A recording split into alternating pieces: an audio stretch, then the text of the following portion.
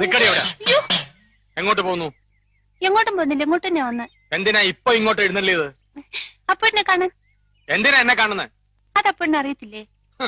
എന്നിട്ടാണോ സുമതി കുഞ്ഞമ്മയുടെ മോൻ അശോക മേനവനുമായിട്ട് നിനക്കൊരു ഇത്?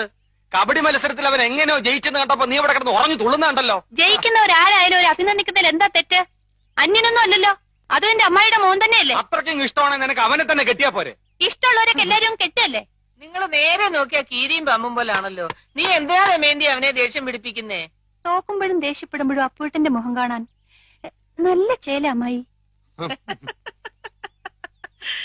അശോകന്റെ തോറ്റ മോത്തിന്റെ ശൈലി നീ കണ്ടിട്ടുണ്ടോ? അതിന് അപ്പൂട്ടന്റെ ഒരു അവസരം തരുന്നില്ലല്ലോ. എന്നാ കാവിലെ പാട്ട് മത്സരത്തിന് നീ വാ, അവന്റെ തോറ്റ മോന്തയുടെ ക്ലോസപ്പ് കാണാം. ചുമ്മാ തങ്ങിയെന്ന് തോറ്റാ പോരെ, അതിന് ഈ വീരവാദം വേണോ? ചുമ്മാ തങ്ങിയെന്ന് തോറ്റാ പോരേന്ന്.